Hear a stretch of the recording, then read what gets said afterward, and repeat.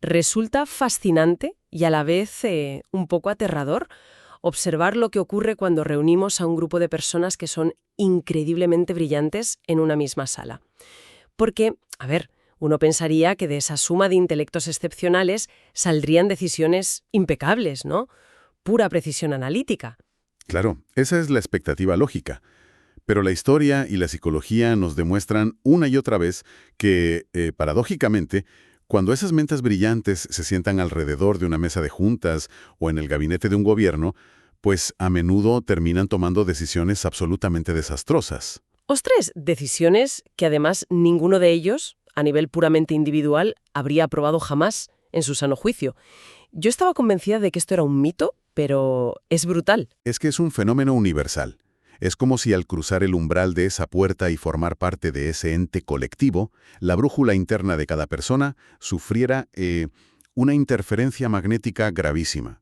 Dejamos de operar como mentes aisladas con nuestro sentido crítico intacto y pasamos a ser engranajes de una maquinaria que es mucho más compleja y casi siempre mucho menos racional. El grupo cobra vida propia. Y precisamente desarmar esa maquinaria es la misión de nuestra inmersión profunda de hoy. Vamos a explorar a fondo el texto del capítulo 11 sobre la psicología de los grupos. Queremos entender la metamorfosis psicológica que sufrimos en el exacto instante en que dejamos de pensar en términos de yo y empezamos a operar bajo el paraguas del nosotros. Eso es. Y vamos a abarcar desde la presión por encajar hasta por qué el conflicto surge incluso de la nada. Va a ser un análisis bastante exhaustivo, sin dejarnos ni un matiz importante. Vale, pues vamos a desgranar esto. Para poder empezar, creo que necesitamos definir el terreno de juego. O sea, ¿qué se necesita realmente para que un grupo sea considerado un grupo a nivel psicológico? Porque supongo que 10 personas esperando en la cola del supermercado no cuentan. No, tienes toda la razón, esos no cuentan. Esas personas en la cola son simplemente un agregado de individuos. Coinciden en el espacio y en el tiempo, pero no hay una estructura psicológica que los una. Cuando miramos el texto, vemos que hay dos grandes bases para entender cómo se forma un grupo. Por un lado, la perspectiva tradicional. Que asumo que es la de conocernos de toda la vida y caernos bien, ¿no? Exacto. Se basa en la atracción interpersonal. Según este enfoque clásico, un grupo nace porque sus miembros interactúan, dependen unos de otros para un objetivo y, sencillamente, sienten afinidad. El pegamento es conocerse personalmente. Ya, eso tiene todo el sentido si pensamos en nuestra pandilla de amigos o en un equipo de baloncesto local. Pero a veces sentimos una lealtad tremenda, brutal, hacia personas que no hemos visto en nuestra vida. Y ahí entra la segunda perspectiva, que es la del enfoque de la identidad social. Autores como Tagfel le dieron la vuelta a todo al decir que no hace falta que haya atracción interpersonal. Ni siquiera necesitas conocer a los demás. O sea, basta con compartir una etiqueta. Tal cual. Basta con la categorización social compartida. Si percibimos que compartimos una identidad, ya sea una nacionalidad, ser seguidores de un equipo o de una causa política, ya empezamos a actuar como grupo. El apego no es hacia las caras de la gente, sino hacia lo que esa categoría representa. Vale, entonces, una vez que nos ponemos esa etiqueta, sea en un grupo pequeño o gigante, nuestra percepción de la realidad cambia drásticamente. El texto habla de una presión invisible que nos asimila y la divide en influencia informativa y normativa. ¿Cómo operan en la cabeza? Lo fascinante aquí es cómo cada una ataca una vulnerabilidad distinta. A ver, empecemos por la influencia informativa. Esta ocurre cuando estás en una situación muy ambigua. No sabes cuál es la respuesta correcta y tu mayor deseo es no meter la pata. Lógico, nadie quiere equivocarse en público. Claro. Pues en 1935, Sheriff demostró esto con el efecto autocinético. Metió a varias personas en una sala a oscuras y proyectó un punto de luz inmóvil en la pared. Por una ilusión óptica de nuestros ojos, ese punto parece moverse. Como no hay referencias en la oscuridad, la duda es total. Y les pidió que adivinaran cuánto se movía. Eso es. Al principio, las respuestas de cada individuo eran súper dispares, pero rápidamente convergieron hasta crear una norma compartida. Ante la duda absoluta, utilizaron a los demás como un faro de información fiable. Entiendo. O sea, la influencia informativa es como cuando miras las reseñas de Internet cuando no sabes qué móvil comprar porque crees genuinamente que los demás saben más que tú de procesadores. Es una analogía perfecta. Pero por otro lado tenemos la influencia normativa, que funciona de forma completamente distinta. Aquí no hay ambigüedad ninguna. Sabes perfectamente cuál es la respuesta correcta, pero actúas en contra de tu propio juicio. Uf, la presión de grupo clásica. Exacto. El estudio mítico aquí es el de Ash en los años 50. Les mostraba a los participantes unas tarjetas con líneas y tenían que decir cuál era idéntica a una línea patrón. Era evidente a simple vista. Vamos, un niño de 5 años acertaría. Todos los actores empezaban a dar unánimemente la misma respuesta incorrecta. Ostras. Y la presión de estar solo contra la multitud hace que la gente ceda, ¿verdad? Es como pedirte una cerveza aunque odies el alcohol, solo porque todos tus nuevos amigos han pedido una y no quieres ser el raro del grupo. Literalmente. Ante esa mayoría unánime pero equivocada, muchas personas ocultaban su postura real y daban la respuesta falsa. Lo clave aquí es que la influencia normativa a menudo solo produce un cambio público, pero no privado. O sea que por dentro la persona sabe que la línea B es más larga, pero dice la A para no desentonar. Así es. Siguen sabiendo la verdad. Y ese silencio forzado, esa conformidad superficial, es la base de fenómenos muy peligrosos que veremos luego. Pero espera un momento. Si somos tan maleables y la mayoría tiene tanto poder para asimilarnos, ¿cómo es posible que la sociedad avance? Si la mayoría siempre nos aplasta, seguiríamos estancados en el siglo XVIII. Aquí entra el disidente, ¿no? Exacto. Esa fue la gran pregunta de Moscovici. Él dijo, la psicología social está obsesionada con la mayoría, pero las minorías son las que cambian el mundo. Y argumentó que la clave absoluta para que una minoría logre influencia es la consistencia. ¿Consistencia de repetir el mensaje como un disco rayado? Más bien, de mantener una postura firme y coherente a lo largo del tiempo, sin importar la presión que reciban. Al principio la mayoría no les da la razón públicamente, porque el coste social es muy alto. Pero si la minoría no cede, provoca un conflicto cognitivo. Claro, la mayoría empieza a pensar, ostras, si están tan seguros, igual tienen algo de razón. Eso es, y provocan lo que se llama una conversión privada. Cambian las mentes desde dentro, de forma profunda, al revés que la mayoría. Espera, esto me lleva a otra duda. Se suele pensar que si eres leal a tu grupo, acatas sus normas sin rechistar. Pero el texto dice lo contrario, que la mayor lealtad puede llevar a la mayor rebelión. ¿Cómo funciona eso? Es súper contraintuitivo, pero fíjate en el modelo de Packer. Él habla de diferentes motivos para la desviación. Tienes al que se desvía por desapego, porque le da igual el grupo, pero luego tienes la desviación constructiva que viene de los miembros más leales. O sea, los que más quieren al grupo son los que más la lían. Porque sienten que las normas actuales están llevando al grupo al desastre.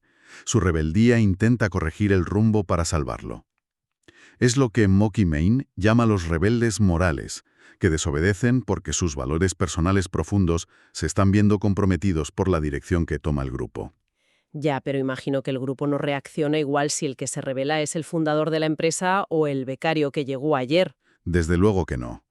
Hollander lo explicó con el concepto de los créditos de idiosincrasia.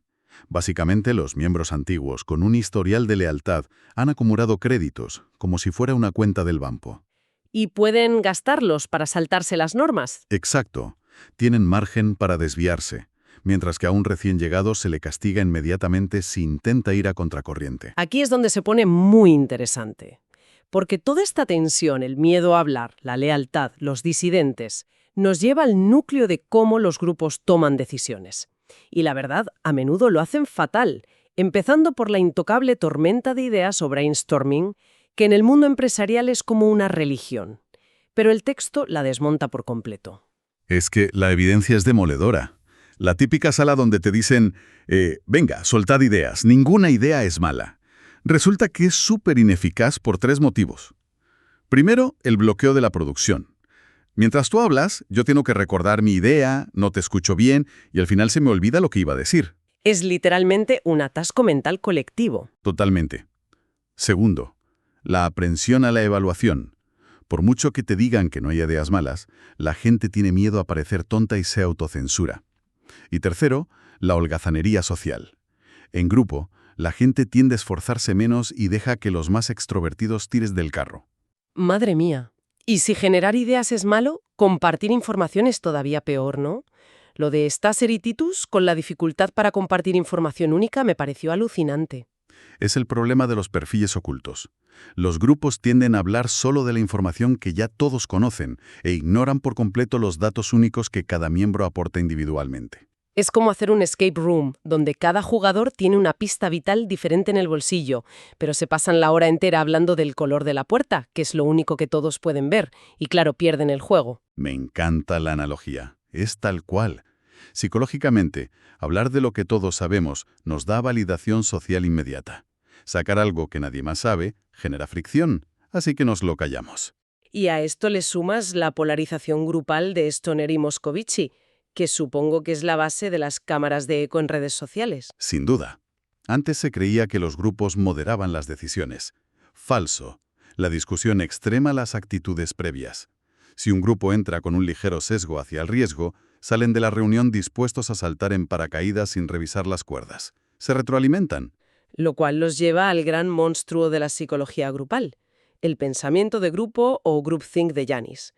El famoso caso de la invasión de Bahía de Cochinos.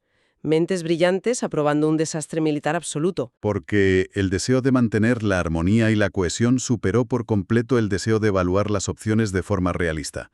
Se crea una ilusión de invulnerabilidad. Aparece una cerrazón mental tremenda. ¿Y cómo se frena eso? Porque suena inevitable. La única vacuna estructural es el abogado del diablo.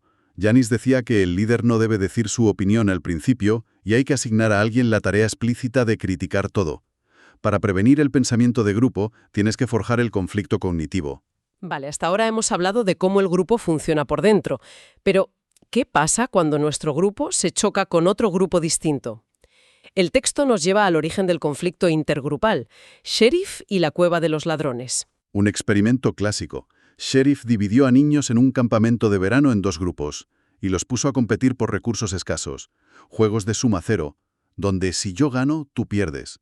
Y ahí la hostilidad surge sola. Inmediatamente. La teoría del conflicto realista dice precisamente eso, que la competencia por recursos crea el conflicto. Y la solución que encontró Sheriff fue crear metas supraordenadas, objetivos que obligaban a los 2 grupos a cooperar para sobrevivir, como arreglar el agua del campamento. Pero claro, luego llega Tafel y dice, un momento, ¿de verdad necesitamos competir por recursos para odiarnos? Y hace el paradigma del grupo mínimo. Que es escalofriante. Tafel demostró que no hace falta escasez de recursos. Dividió estudiantes basándose en si preferían cuadros de Klee o de Kandinsky, una mera categorización arbitraria. Si me dices que empezaron a discriminar por unos cuadros, apaga y vámonos. Pues lo hicieron. Mostraron un claro favoritismo endogrupal al repartir puntos. Preferían que su grupo ganara menos puntos en total siempre y cuando la diferencia a su favor respecto al otro grupo fuera mayor. ¿Significa que el conflicto es un error de fábrica en el cerebro humano? Si conectamos esto con la perspectiva general, vemos que no es un error, es una estrategia psicológica.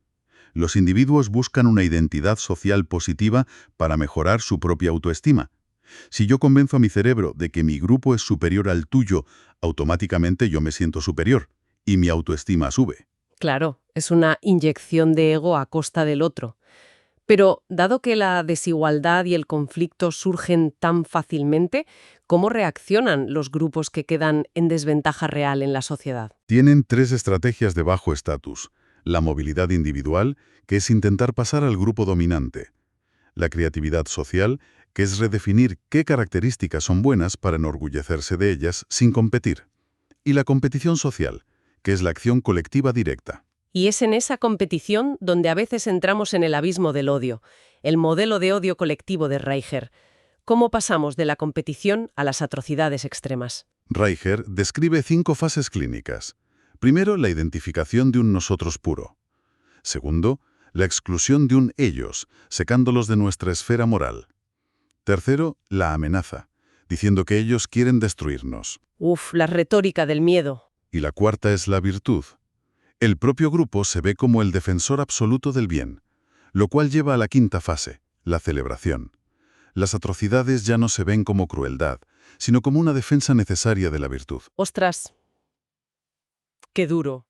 Entonces, ¿qué significa todo esto para quienes nos escuchan? Porque siempre nos han dicho que para arreglar estas cosas hay que fomentar el contacto intergrupal positivo, que hay que llevarse bien, pero el texto dice que esto tiene trampa. Una trampa enorme son los efectos sedativos de la reducción del prejuicio. Cuando los grupos desfavorecidos tienen mucho contacto positivo y armonioso con el grupo dominante, se crea una ilusión de justicia. O sea, creen que las cosas están mejor de lo que realmente están a nivel estructural. Exacto. Y esa ilusión desmoviliza a su acción colectiva. Cimenta la desigualdad estructural porque la gente ya no siente la indignación necesaria para protestar. Menuda ironía, que llevarse bien y la armonía puedan ser un obstáculo enorme para lograr una justicia real. Es la gran paradoja.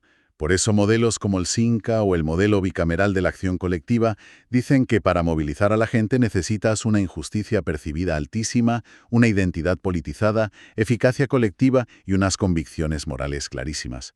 A veces la fricción es necesaria para la justicia social. Totalmente. Bueno, vamos a resumir esta inmersión, porque tela. Hemos pasado de ver cómo los individuos se funden en una mente de colmena, hemos analizado los peligros de buscar el consenso ciego, lo ridículamente fácil que es caer en el nosotros contra ellos con excusas mínimas y cómo la armonía a veces solo sirve para adormecer el cambio social. Ha sido un recorrido intenso, desde luego. No se cometen pensando que se hace el mal, sino apelando a la virtud. Así que, la próxima vez que escuchen a un grupo proclamar una superioridad moral absoluta y describir la aniquilación o cancelación de un rival como una simple defensa del bien, pregúntense, ¿estamos presenciando un acto de justicia o es solo el paso previo a la última fase del modelo del odio colectivo? El pensamiento crítico es nuestro único escudo contra la mente de la colmena. Lo dejamos aquí por hoy.